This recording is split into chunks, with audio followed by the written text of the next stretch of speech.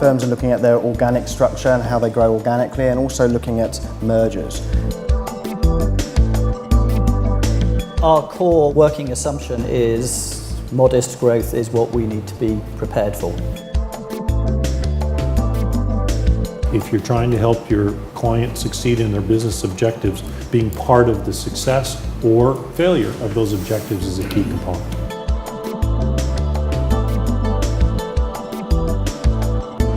We have to become very, very competitive in how we sell to existing clients, approach new clients, and really think about what the client wants. There are obviously increasing levels of changes hitting the industry at all demographic levels, and I personally believe these are all mainly client-centric.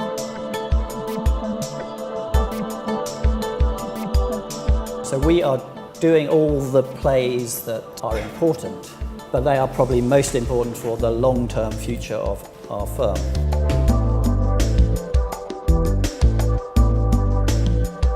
If we go back 10 years ago, there was a far more monolithic structure within this particular industry.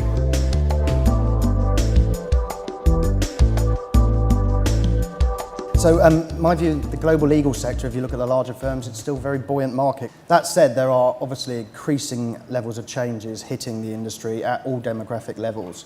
So firstly, growth, how do you grow your business in this economy? Secondly, the client, probably the most important thing, how's that changing and the challenges that revolve around that? And then thirdly, the people within your business and the changing demographic of those. So just very quickly on growth, it is a very difficult market to be growing any business. Firms are looking at their organic structure and how they grow organically, and also looking at mergers. And I've been intrigued to see over the last few years far more global consolidations, if you like, as opposed to full traditional mergers. And again, we expect that trend to continue. The global brand of a law firm is generally, compare it to other industries, brand is not a thing law firms have focused hard on over the previous years. I think the power of brand and the importance of that globally going forwards is absolutely vital. And the final one, which doesn't come comfortably to lawyers of any description, is business development, and a true focus on that at all levels in an organisation.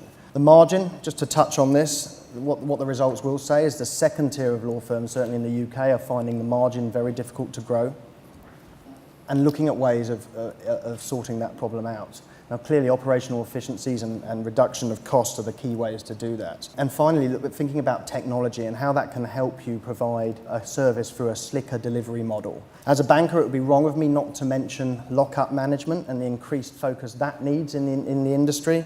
The clients are going to take longer to pay. They have done during the recession, and your clients are going to take longer to pay post-recession.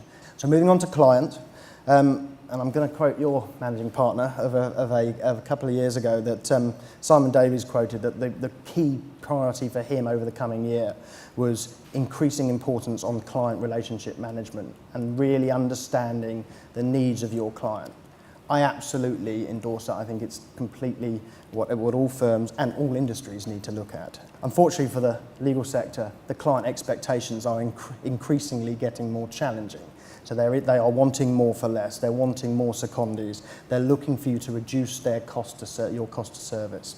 They're also spreading more globally, spreading wider. So the new markets and the opportunities that they are finding, they're imposing that challenge on you as law firms to follow them into those jurisdictions, those markets, and be able to service them. The final thing with all of that on clients is that the big PLCs and the big global businesses are actually reducing their numbers of firms on panels and making it even more competitive and challenging for law firms to work for them. A global firm has true international leadership challenges, and that's managing across jurisdiction, but also remote line management from different countries. It's not an easy thing to get your head around.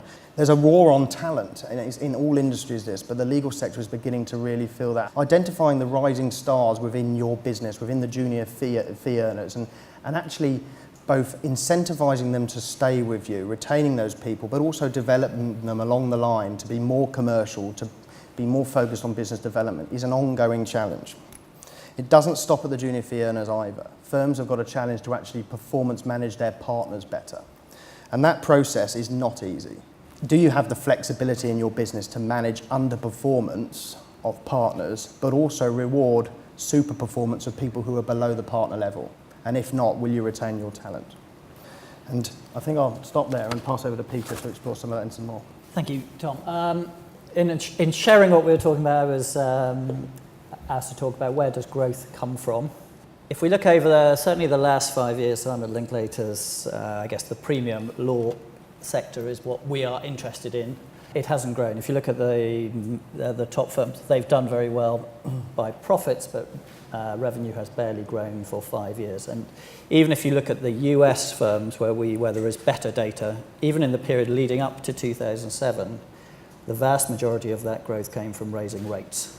There is more data available from surveys in the US on price, but the vast majority of growth in the US, even in the boom times, was coming from raising rates. Our clients are not going to stand that anymore. The US has been more successful in keeping going than I would say the European firms, but growing rates getting more expensive is not going to be a good strategy going forward.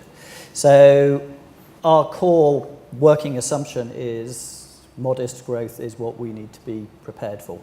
In terms of where growth will come from, we are a very international firm. We, and I'm sure other firms think the same, believe we are the leading firm in Asia. So we are doing all the plays that are important, but they are probably most important for the long-term future of our firm. If you look at the next few years, Europe for us will stay vitally important. Developed markets will stay vitally important. The developed markets will be critical for us to grow, and the fact is we don't think the overall market will be growing substantially. So the way we will have to grow is by winning market share. So that brings us on to competing in a low growth environment. When I came into the industry, everyone was talking about LPO, that was going to fix everything in operations, or outsourcing, or India. There were all these talks of the magic solution that was going to change everything. I think what the last 4.5 years has shown us is that they have their place. So we outsource facilities and travel and catering and various other things. In the UK, we use Colchester as our sort of non-London centre, been there for nearly 20 years. So that's part of the strategy, is to move jobs out of expensive financial centres. We have shared services and that will expand. And we are focusing on operational efficiency. We are training lawyers more on matter management and project management. So I think, again, on competing in a low-cost environment, my take on the last 4.5 years is there is no magic solution. You've got to work hard. You've got to focus across the piece on relentlessly driving efficiency. I think the other thing we've learned is that the total revenue for the Magic Circle is reasonably flat over the last 5 years. But within that, the changes are quite extreme. If you take the banks, for instance, the bank legal spend, we believe, is broadly the same as it was in 2007. But the amount being spent on regulation, on litigation, etc., is huge. The amount on new money lending is rapidly reduced. So the other way that we have to compete is being flexible. So we can't suddenly shift our workforce, get rid of this one, get a new litigation one in. We need lawyers to be flexible, and we need our partners to be flexible and able to respond to what the clients need. When our partners talk about being entrepreneurial, where they are entrepreneurial and need to be entrepreneurial, is having freedom to understand what the market needs, what their client needs, and respond to it. And if we are going to stay busy and productive, we can't sit in the silos of 5 years ago or even the silos of a year ago. We need our partners to be flexing, our lawyers to be flexing. That's a core in terms of succeeding for us. And the bottom line, I think, is hard work is probably for everyone in the operational roles of driving efficiency on every single strand and driving it relentlessly.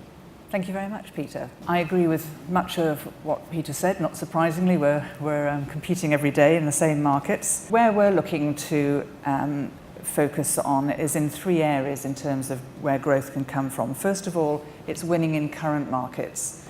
And there is still a lot of work out there, but it does mean we have to become very, very competitive and really think about what the client wants.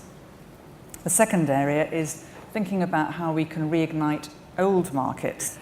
The third area is obviously building a new market, but it's not just in terms of where you might open new offices, but also, again, thinking of new products, what clients will require for the future, because clients have different demands now than they might have done 2 years ago, 5 years ago. There's also a lot of cross-border work, and of course that's where the international firms can really win as well, in terms of really thinking of combining both the low growth and high growth, because we're seeing opportunities obviously where clients are looking to invest across markets. And again, I think that's another huge opportunity for law firms. But I do think we all have to be really, really careful to make sure we're not just chasing revenue for the sake of it. We all have to be much smarter about thinking about protecting the margin and, if necessary, declining work. I think it would be a really dangerous place to be if we all just chased revenue for the sake of it, because we'll just create huge problems for ourselves. And I think it's going to be interesting to see how much more clients look at disaggregation as well. We're certainly seeing more clients coming to us about what can you do, but what should another organisation be doing, whether it is an LPO or another law firm and so on. I'm sure others in the room are seeing the same. And we probably have to be a bit more proactive about actually suggesting some of those ideas to clients as well. And again, understanding where we want to operate in the space. As well as obviously looking at revenue, then it is all about the cost. We are certainly not rushing out and doing masses of new recruitment. We're still keeping a tight control on headcount, much to the annoyance of partners. But we do think that we really, unfortunately, and it's a horrible phrase, but we do need to sweat the assets. So we do need to think about keeping that control on headcount. We do need to look at efficiencies in every possible way. I agree that it isn't horses for courses. Interestingly, some things that we outsourced previously we're now looking to bring back in-house. One of those, as an example, is because of the client's increasing focus on confidentiality of their information, is making us rethink about some of the things that we've outsourced in the past, and we're probably going to put it back into the global shared service centre we have in India. We definitely believe in our investment in continuous improvement, and it's giving the lawyers the tools to think for themselves how they can become more efficient, rather than somebody top down saying, I think you should do it that way, which, as we know, never really sticks in law firms. So far better for the lawyers to work out for themselves how to be more efficient. And we are seeing some real traction there. We're starting a big training program of our lawyers and business services. And we're getting a lot of projects off the ground, and we are seeing some real success rates. And we're also working with clients in this area as well, because the process always starts with the client, and when the client rings up and gives the instruction. So we're starting to work more with clients as well to look at the whole end-to-end process and driving efficiencies in the client's organisation as well as in our own organisation. Okay, in terms of binding the firm closer to buyers of legal services, now that's a bit of a leading topic, because of course who is buying legal services these days? We continue to see the rise and importance of the procurement teams, and again I think it's something law firms have to really focus on, that we're not necessarily talking to another lawyer now, we're talking to a different team who think very, very differently about how they're buying a service. So I think we need to start training people much more in what do procurement expect, what language are they speaking, what will be of value to them. And it may be very different from how General Counsel views the world. I think another buyer of legal service, which sometimes gets forgotten, are the opinion formers in clients. So the board, for example, particularly when it's bet the company legal advice, they're going to be much more interested in who is standing in the room with them. And over to Stephen. I think a lot of the points that drive us and motivate us have been made here, and I think Tom in particular hit on a number of them. I think we have a fundamental belief that we are seeing and we are embarking on a period of what for most industries might not be described as dramatic change, but for our industry, which is not known for welcoming change, is a period of very significant and material change, and it's driven by a number of variables: the changing demographics of the workplace, the impact of technology on the way you can deliver legal services, the changing demands on the part of clients. They want more for less. They're being asked internally to deliver more for less. But equally importantly, there are new entrants into the market like Riverview and ClearSpire and Axiom that have learned from the experiences before, are operating from a non-legacy standpoint, and are able to deliver services differently. You put all of that and all of those change drivers into the context that Peter so rightly noted, it is a low growth or no growth environment. There are certain markets where that's different, but if you look at it holistically, we're in a market where we have to compete in, we have to take market share from other firms. Other firms have to take market share from us if we're going to continue to grow. I think Tom said it. Law firms underestimate the power of brand. Now there are firms who have, over the years, created a prestige and a brand that are powerful in the marketplace, but those are exceptions rather than rules.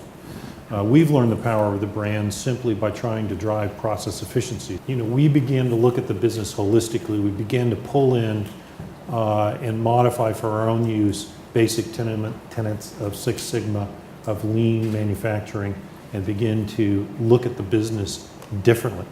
When you begin to look at the business differently in our world, a few things happened. One, over time, and particularly with the help of the Great Recession, we began to build, certainly within the States, a brand for innovation and efficiency differently, which has produced tremendous opportunities for us to have different kinds of conversations with clients and presented a real differentiator for us in the market. Point number two is we learned very quickly that we needed to break down the barriers and skill sets that what we needed to be able to offer the market. Technology solutions, project management skills, process management skills, lawyers, coalesced in an analytical construct that was consistent across our framework, but also brought into it our teammates that had key operational responsibilities. Because as you begin to look through driving efficiencies, it's now not just about the amount of time being spent on a particular matter. It's about skill sets. It's about where people can be allocated. It's about how we can use our operations holistically to reduce costs to support what we're delivering to clients. Everybody in our firm has client service responsibilities. Everybody. Everybody in your firm is a client service person. Everything they do has something to do with how we deliver services to clients. And how we can do that more efficiently and how we can do that more collaboratively is a key ingredient. One of the things that I think is important, and I actually think businesses here are far advanced from what law firms are in the States, which is space utilization, the ability to deploy real estate, particularly in light of some of the demographic changes. The way this business is going to look 5 years from now is very different than the way it looks now. And the last point I'll make is also picked up from something Amanda said, which is as we talk about disaggregation, I think that buyers of legal services now they get more sophisticated every day. And they were pretty sophisticated, 10 years ago. It's incredible now. They are looking at law firms who have the ability and the willingness to come in and produce solution sets that cross boundaries, not just within the law firm, but across law firms, across service providers. But if you're not able to put them back together cohesively and deliver that deal, deliver that project, deliver that case, there's not much point in disaggregating. Great, thank you very much, Stephen. Tom, can I ask you, do you think the industry now has too many lawyers and that is a challenge we now have to face up to? I'm meant to be being nice to the industry. No. Yes, I think there will be no one here that says it doesn't have too many lawyers. The argument to that is there too many lawyers or is there too many lawyers taking a large slice of the profit? And I think there's certainly too many partners. So I do think we're, as an industry, we're creating a problem in terms of coming into the bottom of the market. The progression through the industry is also more challenging because lawyers are working later, partners are working longer. Ultimately, everyone's saying there should be fewer partners, so you could argue fewer are getting made up. Can I come back on the leverage Yep. bit? Because I actually, between Ernst & Young and Linklaters, I was at a bank, and including in my responsibilities was tax, and a tax team of about 50 odd people. And so and that is the one area where the accounting firms with their leverage of 15 to 1 compete with the lawyers with their leverage of 4 or 5 to 1. And we generally much preferred working with the lawyers, both because the tax partners at the accounting firms are even more expensive than the law partners, but secondly, you got access to the partner. You didn't have to wade through the 15 other people, and the partners are doing more than selling. So our experience was, for the particular issues, we much more quickly got the real top edge advice that we needed. So we are not, I mean, as a CFO, you could push to say, let's push up leverage. I mean, the model is easy, the economics, our partners are hugely expensive, so clearly if you could have less of them, then that would be apparently an easy lever to pull to boost profitability, but it's not what we're hearing from our clients. One variable that is often overlooked is what the impact of technology is going to be on the delivery of services over the next few years. It's going to reduce the demand, not for the high quality lawyers, because there's always going to be a need for high quality people, but it's going to reduce the demand just in terms of raw numbers for lawyers in our segment of the business. I'm just wondering whether you see partners, do you think partners think that, okay, there's improvements in efficiencies, but now it's going to be returning to the way things were before, or whether you feel that they believe that actually things are very different to where they were sort of 6-7 years ago? Well, as we know, a lot of partners are deal junkies, and suddenly, they start to see improvements in the market and think they can just go back to the way behaviours were. So I think it's all of our jobs to make sure that we keep banging the drum about delivering the work differently and more efficiently.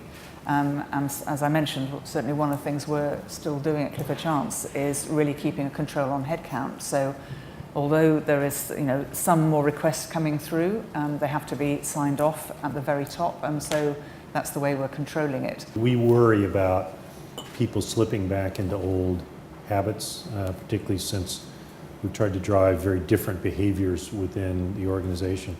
And we found one of the most effective tools is the client voice. They listen and hear to the client voices far more than they'll listen to me or other members of our executive committee. In the same vein, do we think that the industry reshaping that seemed to have gathered pace during the recessionary period, i.e. Consolidation wave, the emergence of a global elite, do we think that will now slow down, or is that here to stay? Are we going to see a continued reshaping of the industry in a post-recessionary environment? The quandary is for I think the top end is the US, the lack of a strong firm in the US and outside. If anything, that seems to have slipped back. The US firms are doing well. They probably look at Europe, the euro, the scale of the international firms, and those firms look less attractive. The change in currency, the strengthening of the dollar against sterling has also made the disparity in profitability increase. So you would think from a client point of view, what drove a lot of the big four consolidation was clients wanted global service, and I don't think there is anyone yet at the top end who can deliver at the same level in every continent. So you would think that would happen, but at the moment that still feels some way away. But eventually maybe client pressure or someone will start that. But as I say, it feels less close today than it did 4 years ago to me. And the other interesting at our end of the market is PRC. We think PRC law. We think there will be 3 international laws: US law, English law, and PRC law. We can't yet practice PRC law in the longer term. How important is PRC? How do we practice PRC law? Because our clients will want us to be able to practice all 3 laws and provide advice. So for us, it's that sort of thinking rather than we don't need a merger in terms of we went through that wave, we have a platform we're pretty pleased with, but there are some other longer term trends we will need to work towards. Yeah, and I think it's also interesting at the moment seeing how quite a lot of governments are sort of becoming more nationalistic in their approach and actually closing borders rather than opening borders. So it's actually becoming harder in certain areas for us to operate. So we're having to do more things like fly in, fly out, rather than actually have an office and grow in that region.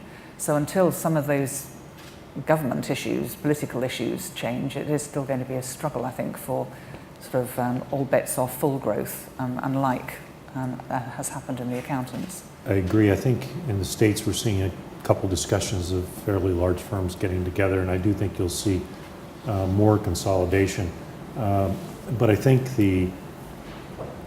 if we go back 10 years ago, again, and I'll speak mostly from a States perspective, but I think it's a pretty consistent across borders. There was a far more monolithic structure within this particular industry. You know, if everybody was merging, if one firm started to merge, everybody decided they had to merge too. Everybody wanted to look like one another.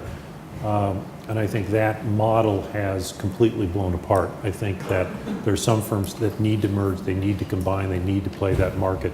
The firms will get larger, but there's going to be if you looked at it as scattergram, the dots are going to be all over the place in terms of firms finding their own path, finding their client base, finding their position in the market to compete.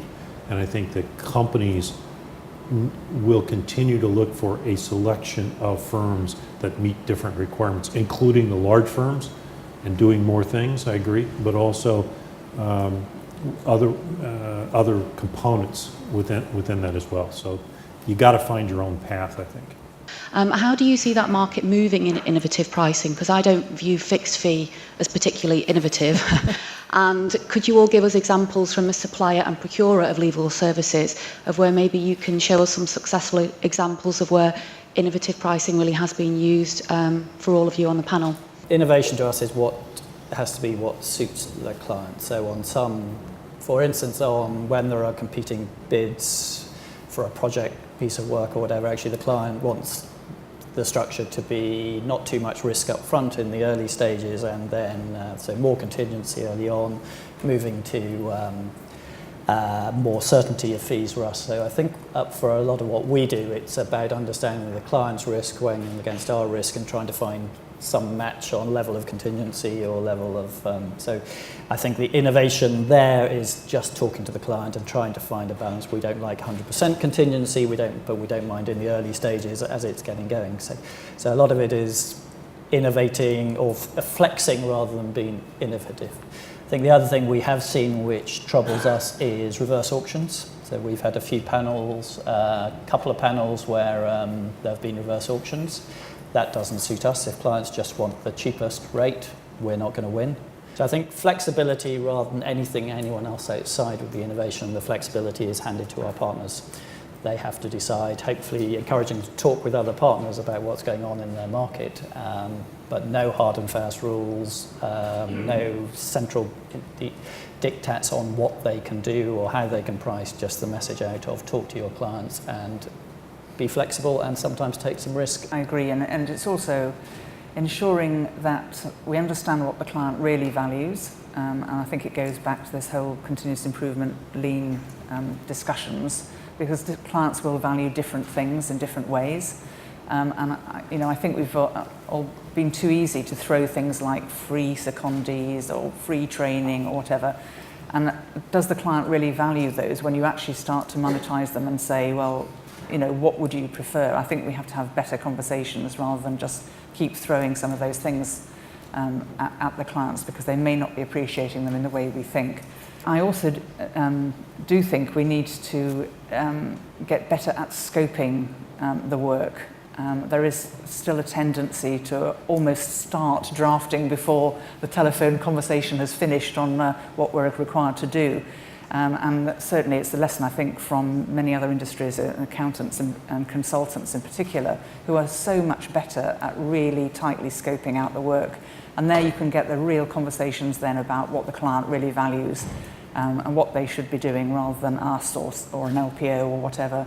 And I think those are much more healthy discussions than just starting off with well, how low is the price? The innovation piece is a risk though as well, and you're quite right to say it's a bit of a threat in that whether you're going to be doing a retainer, shares at the beginning, an hourly rate, a fixed fee, whatever it is, if the firm doesn't truly understand the cost of that piece of work and when they're bidding, then innovation can be a very dangerous thing for when bidding. So I think again it comes down to, does the firm does it have flexibility to truly understand what each of those billing structure looks like, and if they do, then they can start pitching in different ways.